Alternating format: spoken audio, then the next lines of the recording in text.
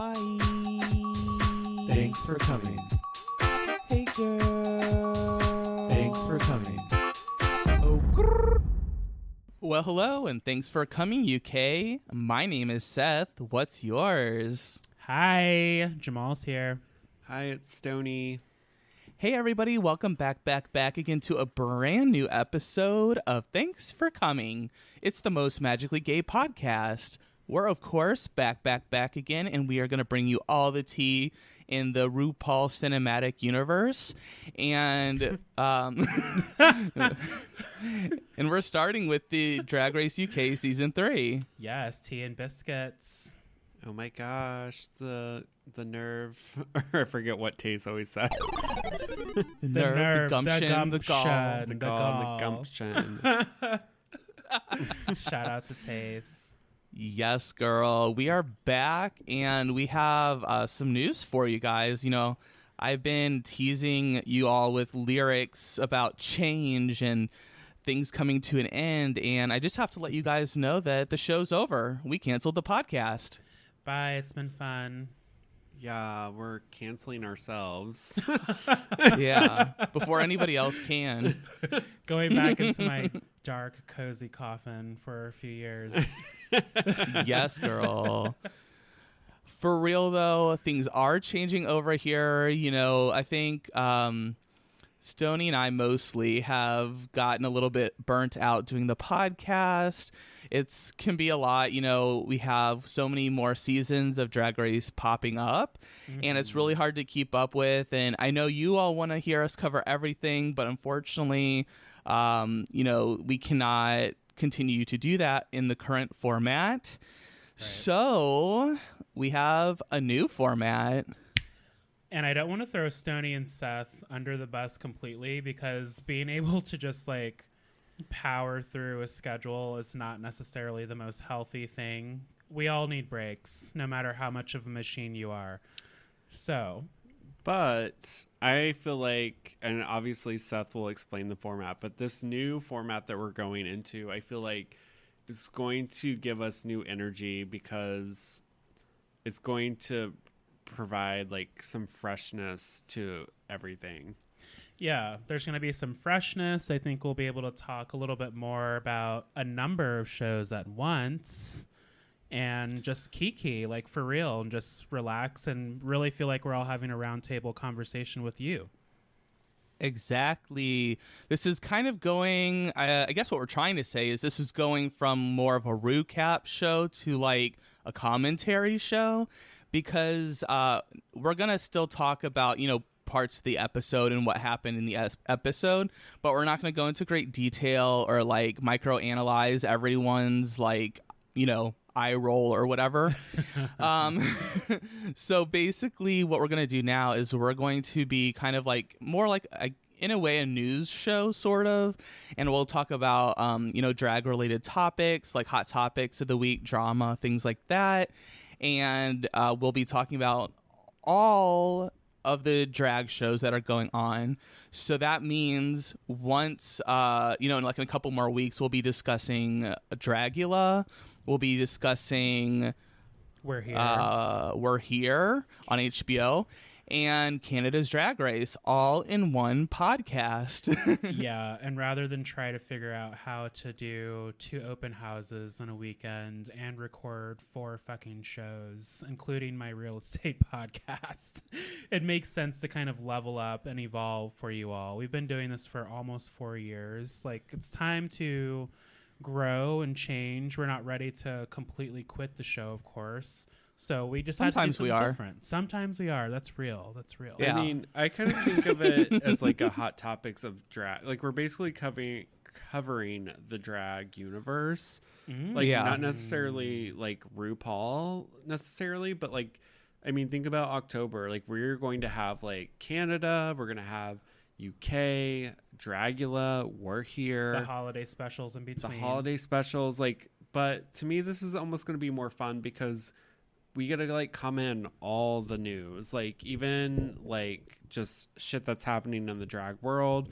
Like the next time that Trinity like goes on a COVID tour, like we can definitely cover that and like provide all the tea. So Yes. So we hope that you like this new direction that we're taking the podcast in. I have to say that I'm excited about doing the podcast again. Sometimes doing the podcast like really overwhelms me and my mental health and things like that. So like the thought of having to do like maybe Canada and UK at the same time doing 2 shows a week was going to be like a lot. It was going to be a lot. There's no other way to say it. Like, especially when we are the ones editing the show on top of our full-time jobs and other responsibilities.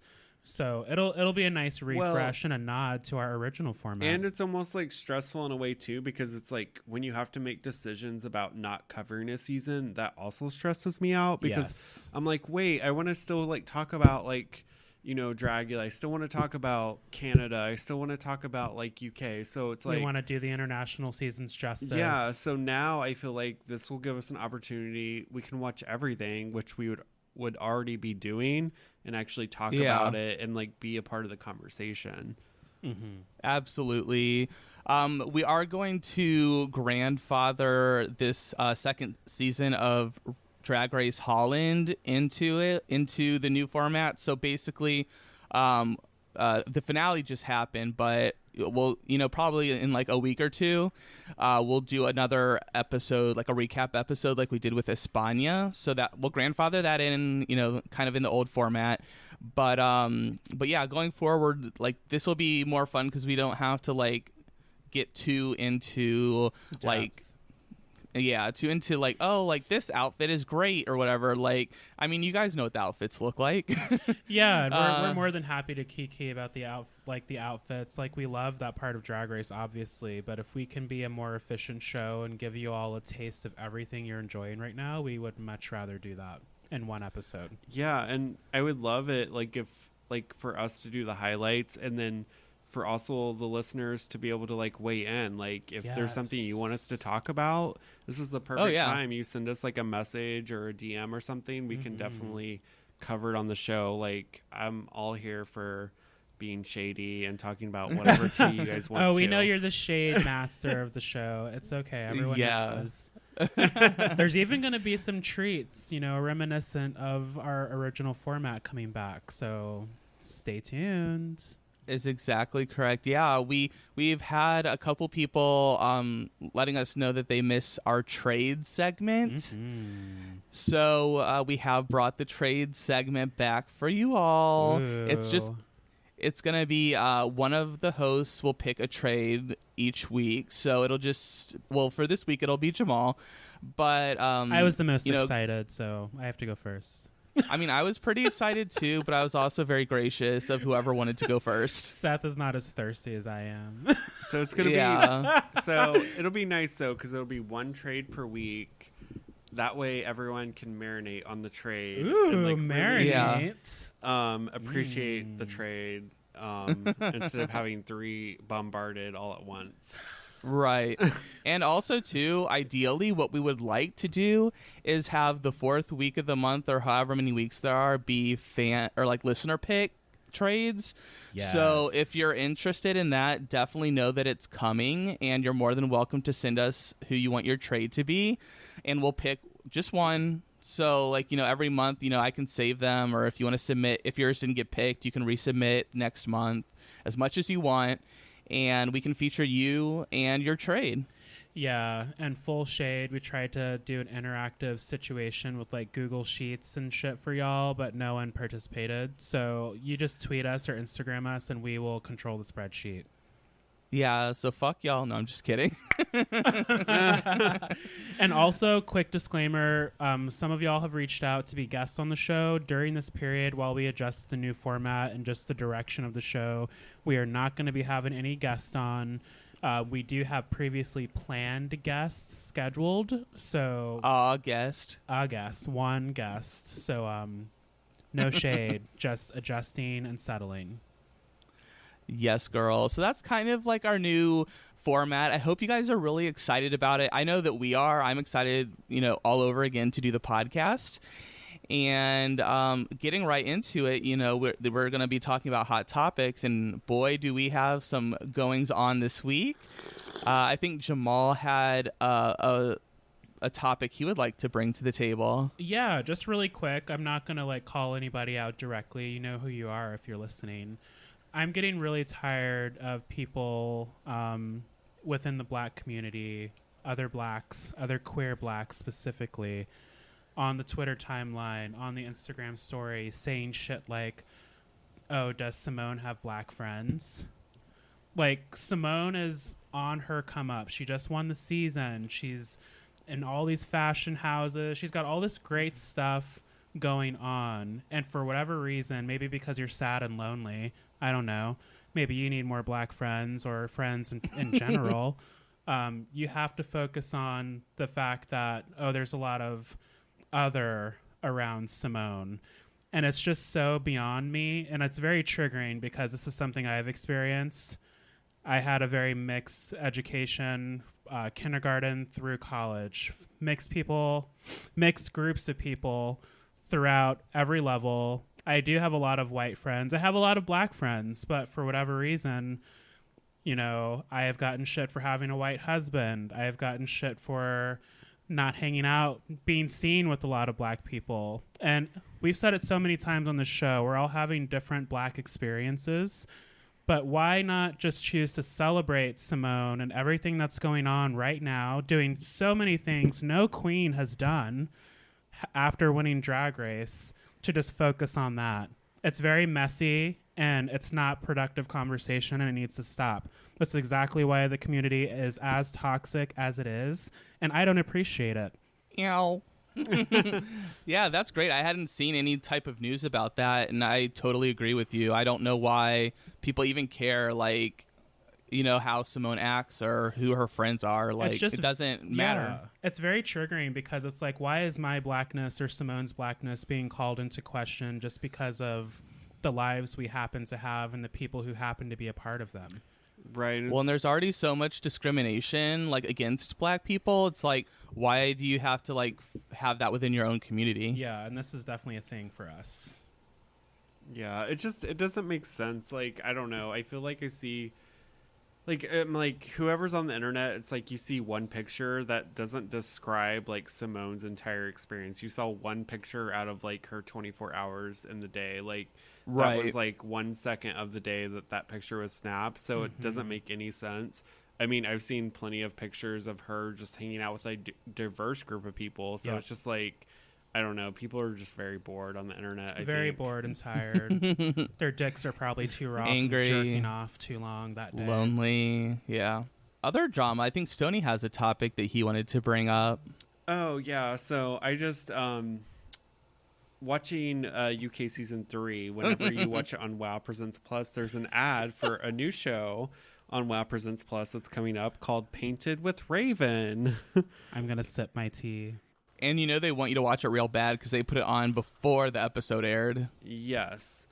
And I just feel like this is very tone deaf given the situation of Raven and the fans that have, like, called her out for blackfishing.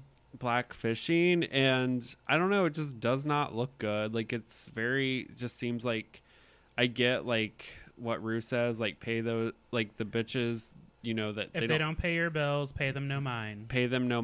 And it's like, okay, I get that, but, like, you guys are literally just ignoring, like, a reality of the situation now. Like, yeah.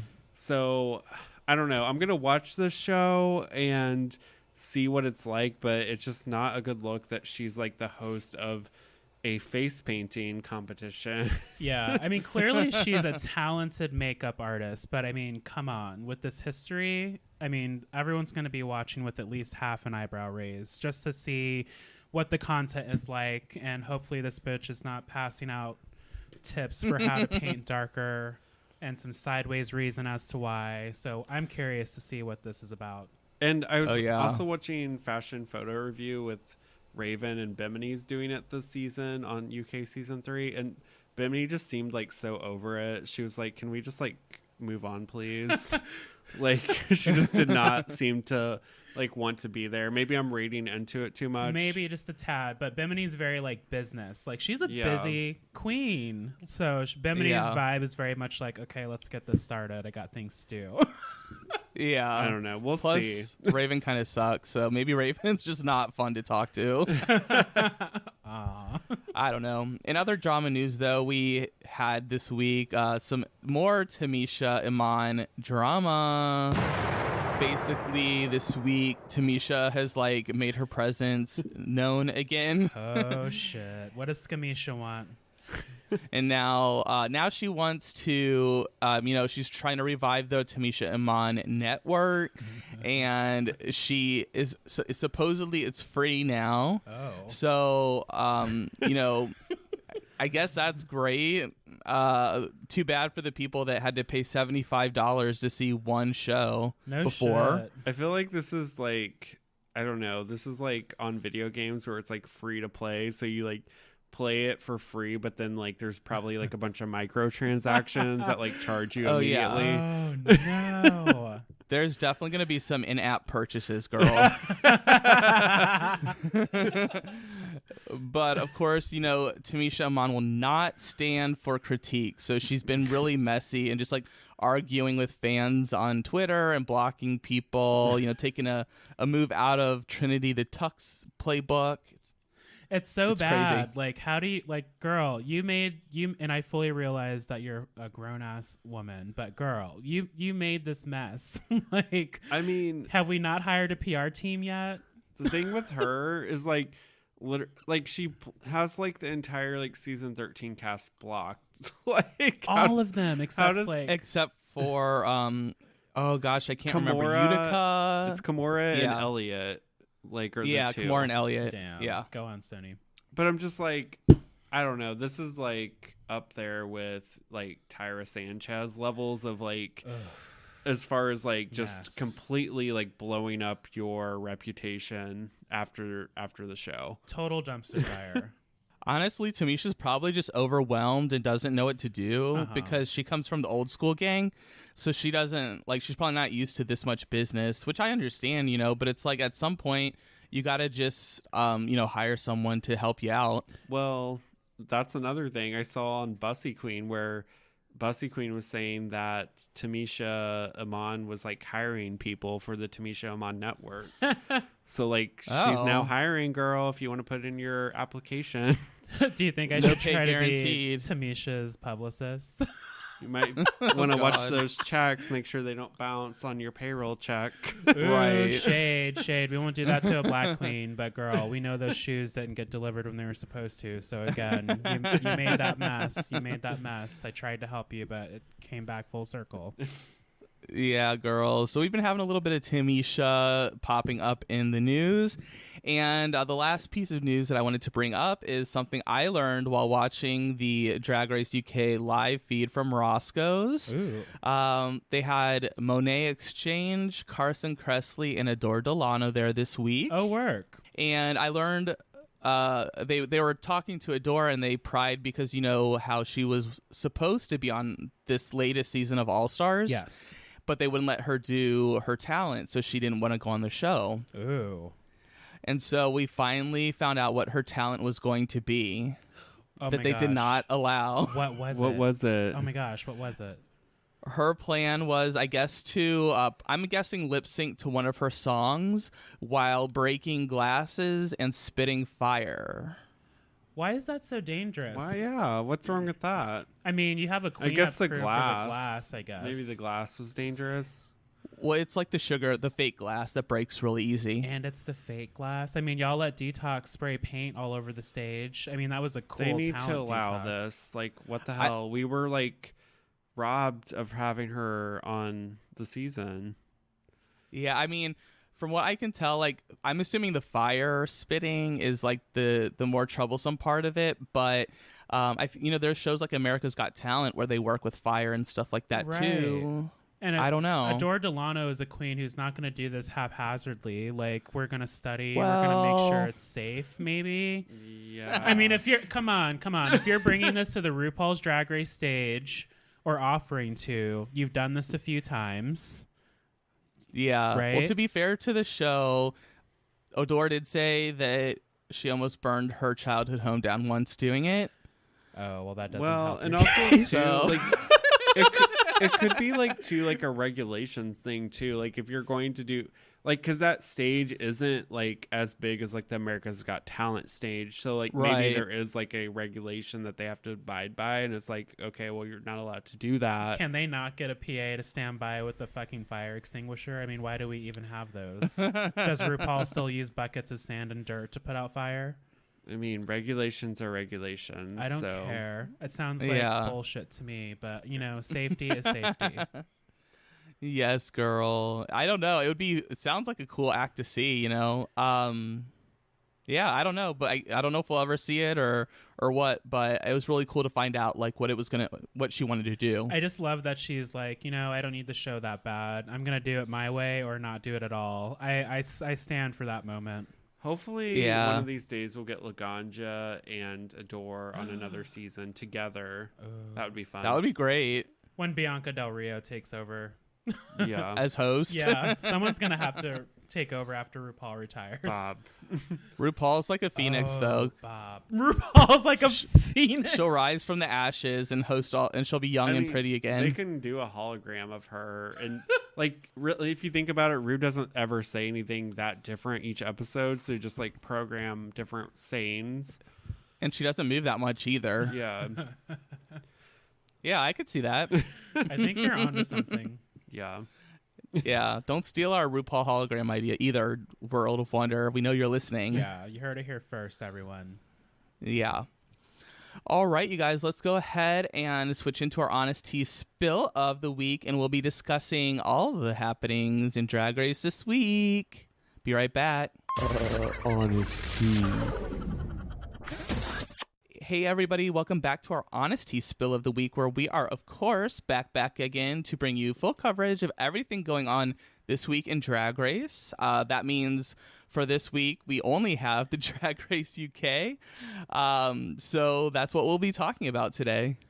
Yes, the season has kicked off. We are back. Season 3. UK Queens, fresh off. What would you be fresh off of in Britain? Fresh off of the Big Ben. Big Ben. The tardy. The docks. You know, like you sit on Big Ben, you're like, oh. What is it called? The TARDIS or the tart? Ah! I don't know. I wasn't Tardy. ready. A levy? I don't know. Fresh bag of chips for everyone. Season 3. Ooh. Fresh off the London Eye. Ooh, there you go. There you go. There you go. So we're going to talk about entrances first. I guess let's start with Stony. Can you talk about your favorite entrances? Yeah, so my favorite entrances. So I think for me, definitely, I loved Scarlet Harlot because I just really love her personality. There's nothing like that, like, I guess, over the top great about what her look was. I just love how, like, animated she was, and I just loved her energy coming in. That was super fun. I have to agree. She was on my list too. And actually, the second time I watched the show, I put subtitles on because you know how her like entrance line was really hard to understand. Mm-hmm. Yeah. And so her entrance line was, "Oh, RuPaul's Drag Race, all likely shit." Yeah. I love how they say like shit too, like in like UK. Like it's just so funny to me that they say that all the time.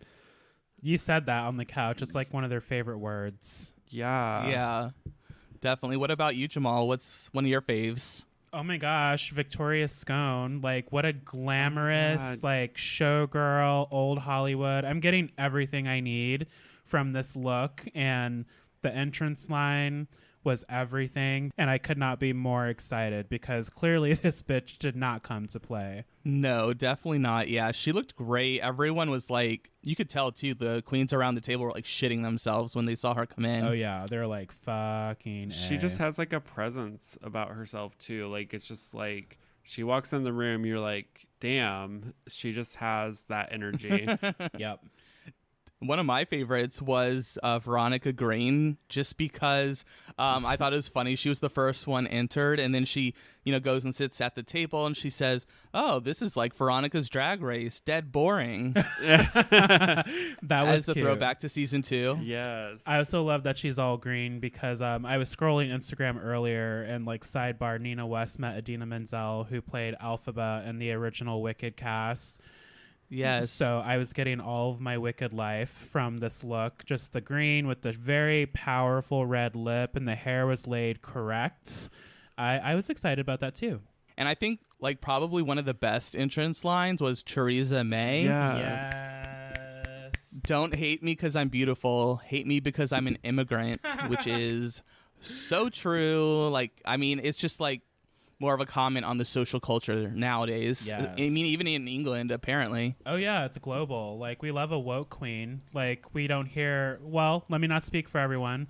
It's hard outside of America. If you're within America, I find that a lot of us don't venture out of our bubble.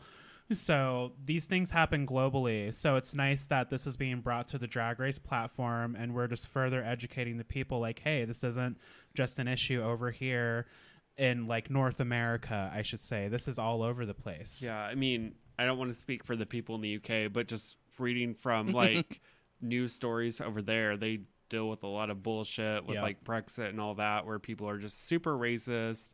But I love this. I think this was like, to me, this is one of the most iconic entrance lines ever, in my opinion. It's just like, it's just great because it's just, she's making such a statement, and I loved her look, and she was just like all like eloquent about it. Like it was amazing to me. It's in your face. It might make the people who are actually racist cringe, but hey, that's what it's supposed to do, because if you're gonna be that, be that. Here she is calling it out, and we stan a bold queen. That we do. Were there other entrances that you wanted to talk about before we move on? I did want to give a shout out also to Charity Case, because I loved hers. Like, she's just fucking scary. Like, she should be on Dragula. But I don't know. I just thought hers was really good. The queens didn't know what to do with her. Oh no. And like Crystal Versace, this is definitely like the Barbie of the season, so we'll see what she does. Yeah, I also thought it was really funny with Anubis's entrance, because she's representing the Egyptian people, because I think she's like half Egyptian. Yeah, maybe. her dad was Egyptian. Yeah.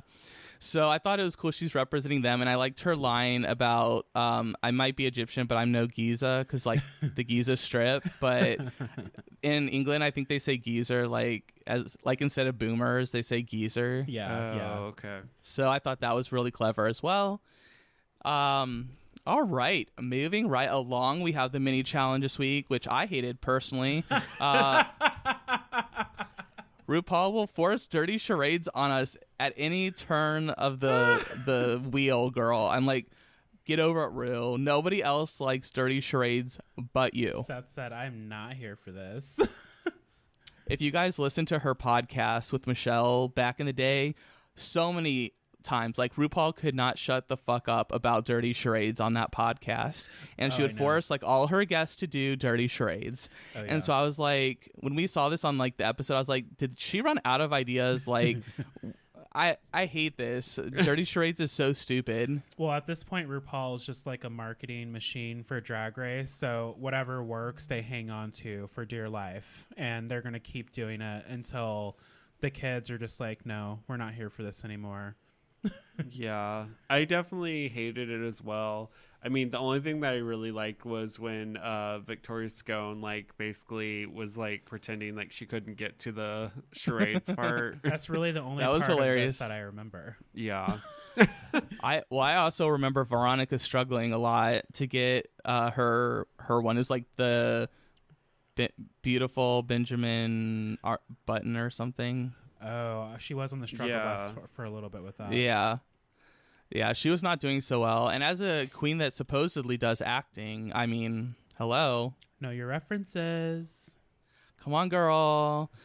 But yeah, that was kind of a struggle. It was, I don't know. It's kind of hard to see Veronica Green in this cast because, Like, she was more of a standout in season 2, but I feel like she kind of fades away in this cast. Oh, yeah. I was talking to Canadian correspondent Nicole, who, congratulations, Queen, just found out they're having a baby girl. Yes. We were saying the same thing in our Instagram DMs. Like, Veronica could have made a bigger splash this season, and she's got her work cut out for her. It's only episode 1, but, I mean, come on, Veronica, you got to bring it. Yeah, I'm kind of worried about her a little bit. I hope that she does okay, but I'm like, you better have a singing challenge soon, or else she's screwed. Well, I think isn't next week like the Rusical? Is it? Oh, it's like that Rue Peloton thing. Like it's a Peloton, but not, Peloton the musical. It's Dragaton. It's yeah, like Ruaton or something. Dragaton. Peloton. I don't know. No, that's too close. Tongue Papaton. That's the Dropaton. So maybe Veronica will succeed next week then. Workaton. Okay, I'm done. All right, you guys, let's take a little bit of a break here, and when we come back, we'll finish out the episode, and we'll talk about the runway and do some trade and all that fun stuff. So we'll be back soon. Hi, Queens. Oh my gosh, we're on break. Thanks for coming. This is the part of the show where we refill our drinks and you get some time to leave us a review. It lets us know how we are doing and lets more drag fans sashay our way. You could also tip us while you're listening to the show, like you would tip a rude girl at their show. You can Venmo us at TFC Pod or on Cash App to $TFC Pod to thank us for all the hard work that goes into making a show like this. Oh my gosh, we better get back to the show. I've got my drink and I am ready to untuck Mary. Let's get back into the Interior Illusion Lounge and record the rest of the podcast. So tell me why you're out here in a bathing suit with no corset and a belt. Ugh, shut up, Michelle. Oh, and by the way, you're not my real dad, and you never will be. Anyways, back to the show. Well, hey, everybody. Welcome back to our Honest Tea Spill of the Week. We are, of course, back again, discussing everything this week in Drag Race.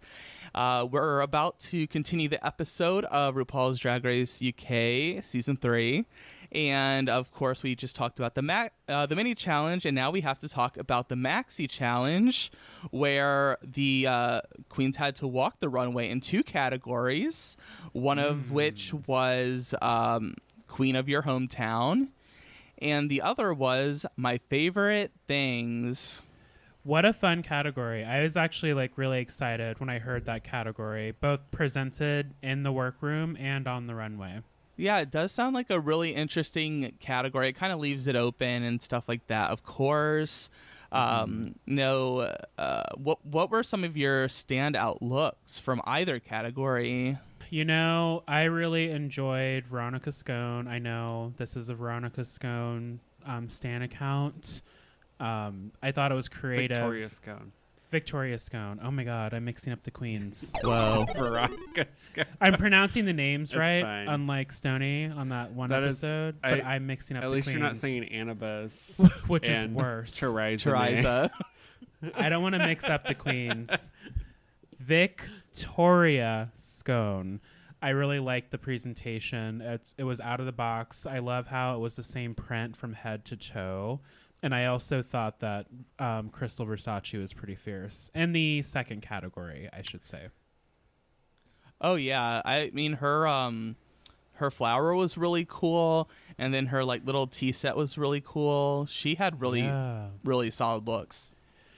Oh my gosh, Ella Vidae, I have to shout out incorporating the progressive pride flag. Bimini noted this as well with Raven on the fashion photo review. And oh my God, y'all, Ella Vidae is trade. I have a crush. I have a crush. Yeah. But I really like this gown with all the colors, because sometimes the colors can get very crazy, and the way it's styled, it's very choppy and all over the place. But I felt like there's still an elegance about this. Definitely. Yeah, I like that one too. And I love that it's the new pride flag with the Black Lives Matter, the trans, all that. So that's cool. I guess for me, I have a lot of favorites, so I'll try to do it quickly. Come on, Stoney. So my absolute favorite on both runways was the Scarlet Harlot music one. I freaking love it. because I just love, like, she styled it so good with, like, the wires and the hair and the headphones, like the cassette. I know Walkman. it wasn't like anything groundbreaking like what she was wearing, but the way she styled it was just perfect. Come on, these kids don't know what that device is on her hip. They're like, what's a cassette? Right. It was better than River Medway, who did music as well. Yeah, that was a tragic so music. To me, that was the winner of the night. Like, I just loved it. I did love Veronica Green's gamer look. I thought that was super fun. That of was course, cute. I love the gaming nod and all that, but I just thought it was fun. Like how, like, just what she was wearing was like super fun. So I also liked Vanity Milan's hometown look. Okay. I thought that was really fun. That was cute. And I just like love the Jamaican collars. I just love those. I love the mix of the Jamaican colors. And listeners, correct us if we were wrong on this, but I feel like they're the Jamaican colors and the South London postal codes that were printed on the garment. I think so. Yeah, that's what it sounded like to me. Okay. Yeah, that was great. Can we also can we just like go back really quickly to why Elevate Day looked like Flo from the Progressive commercials? Fuck you. You know, I like Flo. I just don't want to sleep with I see her. what you're saying. That's funny. She does. It's like her fun twin sister or something. Yeah. Also, I feel like I'm not hearing anybody give credit to Charity Case, who had two really solid, elaborate looks on the runway and who got looked over just because, you know, she's a bit out of the box. Now, I don't want to say that she got, like, looked over. I really like that first look with the roses. And I see what you're saying. Like, I'm not disagreeing with Seth. Because what I want to say is, like, viewers of the show totally appreciated this. I thought that it should have been raised a little higher, the first look. But I'm curious. You know it's coming, Seth. You know it's coming. The judges are going to want to see her in some glam. Oh, yeah. You know what? You know how they are. Well, yeah, I know. I was talking to one of our listeners. I think it was Dean. And Dean. I was talking to him about how, like, they barely even acknowledge, like, the camp queens and let them be in the top 4. So I'm, like, really not expecting them to do much for Charity Case. Yeah. And I don't want our, like our comments or anything to get twisted, like, in the future, because there's a lot of work that goes into makeup like that and pairing it with the look. But it has to be a little tricky being on a traditional RuPaul's Drag Race season, you know? So yeah. I'm very excited to see what Charity Case does, and I want their boy drag hair. Their out of drag hair. I want their hair. The second look was great, though, like the dick in the box. Oh, yeah. That was funny with the bedazzled mushroom. Like, she's super talented. I know whenever we did the Meet the Queens, I was kind of like, because I was like, that's not really like my favorite like aesthetic or whatever, but she's like she's here to win. Like, I just hope that it's not like a situation where Michelle's like, you need to do this, and then like they eliminate her. I know. You know it's coming, which I hate. Like, she better not. Michelle, you know Michelle, you better not. Michelle, don't do it. Michelle, you already had hers. Let other people do what they want. Step away from the judging table. Oh my gosh. So those were the runway looks. Is there anything else you wanted to touch on? Or I guess we should talk about maybe River Medway's cone look. That was really good. That's what I was gonna say. I wanted to talk about her, like, and Rue just freaking out about her, like, acting like a statue on stage. I swear, like, a feather could fall from the goddamn ceiling and Rue would just cackle. Like, I didn't get the reference, and it was very funny, but you know how Rue is. It doesn't take much, is what I'm trying to say, for her to just fall out into a giggling fit. Yeah. And this was so hilarious because Stoney and I had no idea what the fuck was going on until they showed us the picture. It was like, oh, I've actually seen that. I just never knew what it was. Yeah. Yeah, that was funny. Twitter, thank you, Twitter. Like, scrolling, you see random things daily. Oh my gosh. So that was the runway. The top 2 this week got to lip sync for the win. That's something brand new to a Drag Race franchise. Now, do you think this will happen again, or do you think that the judges were just very torn on the top 2? I think RuPaul just doesn't want to make decisions anymore, so she doesn't get hate. Yeah. Oh, you think she's going into retirement mode? Maybe. Just show up mode? We'll see. But the top 2 this week were, of course, Crystal Versace and Victoria Scone. I think that's well deserved. Both queens did really, really well overall this episode. Yeah, like the second look from Crystal, she looked like an evil Devil Wears Prada, yeah, or something like that. Oh my gosh, yes, Catwoman goes to work at Devil Shit Wears was scary. Prada. Yeah.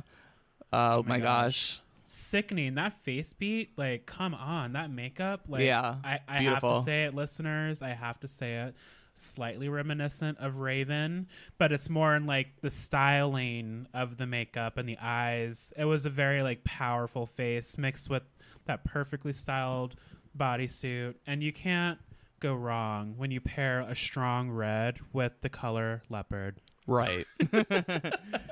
So she's the 19-year-old in the top 2. The 19-year-old in the bottom 2 were is Anubis, and she was down there with Electra Fence.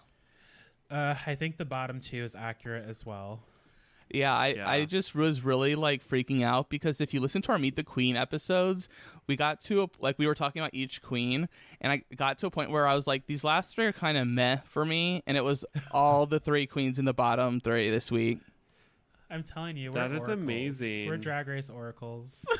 That is absolutely amazing. Give us our flowers. I was like, wow, I totally picked the bottom 3. You did, Seth. We're professionals on TFC Pod, so I'm not surprised. Yes, girl. So the person that won their lip sync to win the challenge was Crystal Versace.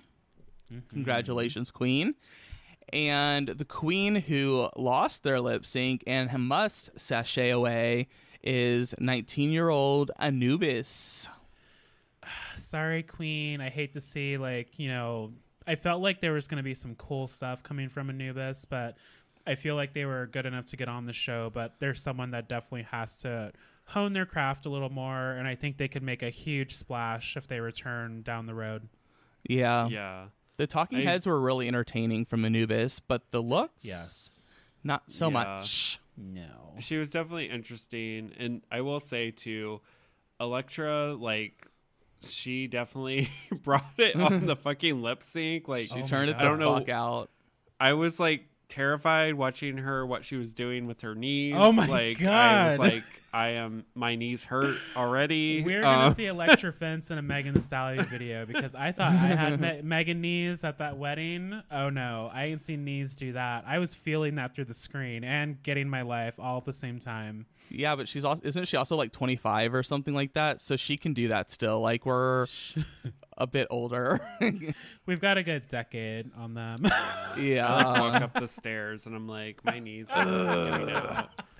I do squats. I'm like, okay, that's enough. Yes, girl. For the week. All right, let me throw it on over to Stoney, who can let us know how the Fantasy League is going after the first week. Oh, I didn't know this would be happening today. Yeah, so Ooh. Shockingly, Seth got all of the points this week. Hey. So so Seth is in the lead with 40 points. Hey. And everyone else has 0. So damn, there what? You go. Wait, congratulations, 0? girls. Yeah, girl, we didn't get anything. Oh my gosh. Okay. Well, you're good doing job, great, Seth. Sweaty. We are oracles on the show. Seth had the power guessing the bottom 3, so I'm sure picking the top queens, I think he's done it as well. Well, also half of Stoney's fantasy team was in the bottom 3. No, for real, yeah. So not looking good. Team, the whole team was just in the bottom. Yeah. I feel like the listeners need to pick your team next season. Yeah, can we get someone to pick for Stoney? It doesn't matter who I fucking pick because even if I have the greatest team ever, they always lose in the end. Maybe we should do some All Stars random 6. I was leading the whole fucking season. Yeah. Until the last episode. That's true. And then I lost. Yeah. So fuck you. She's not mad. She's not mad. She's not mad. She's good. She's a little passionate. Yeah, she's just passionate. Oh my gosh. What do you think, you guys? Should we talk about some trade? Ooh, yes. Trade. Trade is back. Trade. Well, okay, listeners. Well, welcome back to Trade of the Week. I'm so excited to share my trade with you this week. You know, the past going on 2 years has been wild ride with COVID. OnlyFans popped off. I definitely dabbled and dipped and turned through the OnlyFans streets and found Josh Bigosh. Oh, hey, Oh my girl. God. Sorry, I was looking at his pictures. I'm distracted. So his handle is Otter Squatter? Yes, his shout out to the otters in the community. His Instagram handle is Otter Squatter. I believe he's Josh Bigosh on Twitter and OnlyFans if you're interested. Very worth the $10 in my opinion. Hiding in the closet, follows them and comments on their pictures. But there's something about this trade. Old school OG listeners of the show know this is not usually what I would present in a trade of the week. It's a little thinner than usual, like natural kind of muscle build. I think it's the hair and the eyes. He's got like this mysterious thing going on, and I just want to explore. It makes me want more. Just want to explore everywhere. Everywhere. You know how I feel about hair in all of the right places. He definitely checks those boxes. Yeah, he's like that Dashboard confessional song because his hair is everywhere. Yes. Very, very hot content on Instagram and OnlyFans. You know, I'm a cake man. I love me some ass. He doesn't have much, but he's got enough, honey. So check him out.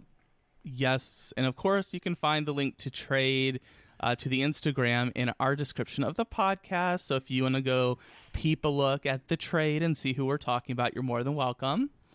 Yes, please do. And like Seth mentioned earlier in the show, we are looking to have listener trades of the week. So be scoping out your trade and please share it with us in our Twitter and Instagram DMs. Send the profile because I'm not searching. Yeah, definitely send the profile, please. Save us some time. All right, you all. We'll be back next week, of course, with the second episode of RuPaul's Drag Race UK Season 2. Just until, all the other shows start. So we hope you like the new format of the show. If you'd like to let us know if it's good or if it's bad, feel free to reach out to us. Our Twitter and Instagram are at TFC Pod, and you can email us at tfcpod@gmail.com and just let us know. We'd love a little bit of feedback and so we know that we're doing the right thing for you. Not that we're necessarily going to change, but Right, that part. We love your notes, but again, we're trying to cover, we're trying to stand out. There's plenty of RuPaul recap episodes. We want to give y'all something new and fresh. We've been in the game for almost 4 years. So please send that feedback, but have an open mind. And remember that you can engage with us on Instagram and Twitter. Like we love that. So this is going to push you to talk to us not only about Drag Race UK, but all of the other shows that are coming up. Yes, girl, because we were kind of talking before we were recording that, there's like pretty much every Drag Race podcast is a recap podcast. So just it's going to be, so you can listen to 4 recaps a week, once all these shows starts, or you can just listen to our show where we cover the main happenings in each episode. Yes, and no shade to the other shows, of course. We're just, doing our job as good content creators and trying to keep it fresh and exciting for you. Absolutely. Well, until next week, bye. Bye. Bye.